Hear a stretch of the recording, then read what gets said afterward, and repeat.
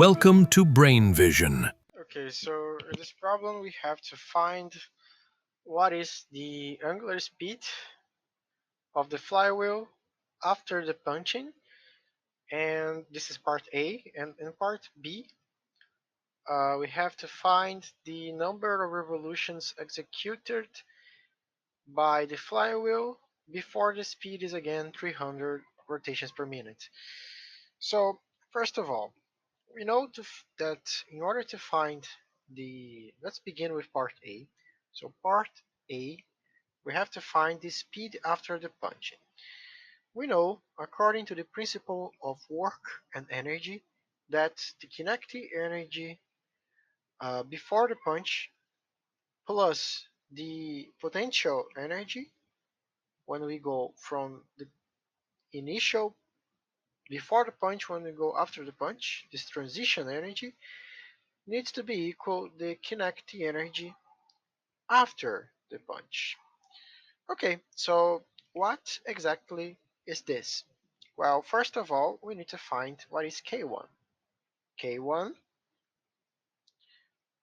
is just, since this is rotating, this is the energy of rotation. So half of the moment of inertia that multiplies the angular speed square. Okay, and we know that the moment of inertia of this system is going to be equal, let's put here, half of m radius square omega 1 square. Okay, so that's precisely what we have to find. So let's put here the numerical values that we have. So the mass is 300 kilograms. The radius is just 0.6 square. Don't forget the half, and here 1/2. Uh, and that multiplies the angular speed. The angular speed is just 300 rotations per minute. So instead we put 300 rotations per minute. Let's put here 10 pi rads per second. Okay? Because rads per second is the international system of units that we are using. Let's not use 300 RPM. So Uh, if we calculate this, we will find that the kinetic energy 1 is just 53.296 times 10 to the 3 joules. Okay? And the kinetic energy 2, let's put this in blue right now. The K2 again is going to be half of the moment of inertia multiplied by the final angular speed square. What we want to calculate? We want to find the final angular speed. Okay, so we know what is the moment of inertia. So the moment of inertia is going to be just 54 omega 2 square, okay? Because if we multiply only this part in here, we will find 108 divided by 2, that is 54.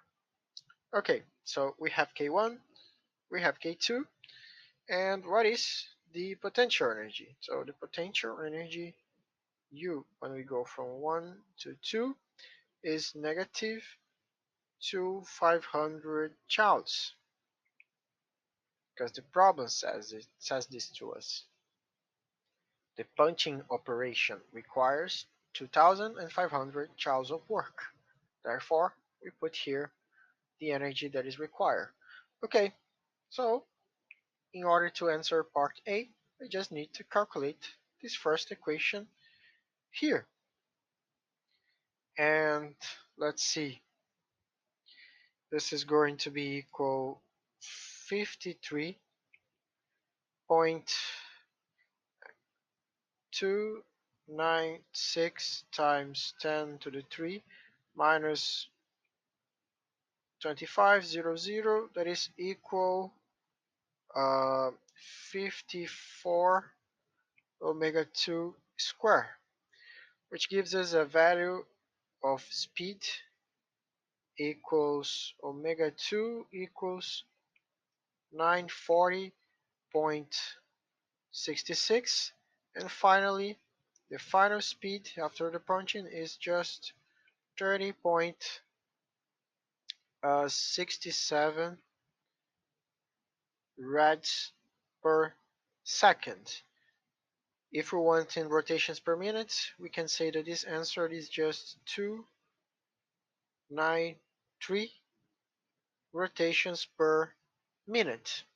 We just need to change seconds per minute and the rads multiplied by pi. Finally, this is the answer for part A, 293 RPM. Now for part B. In part B, we need to find the angle of revolution. That is correct?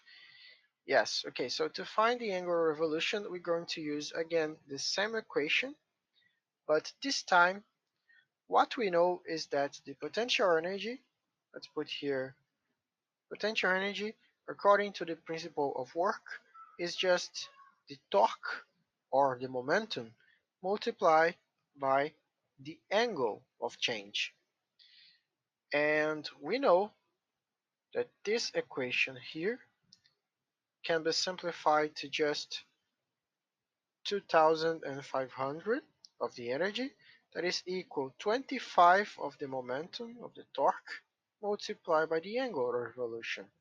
Therefore, the angle of revolution is going to be equal 100 rads. Or for simplify, we have actually we actually have 15.92 revolutions. And that's the final answer to this problem. Thanks for watching.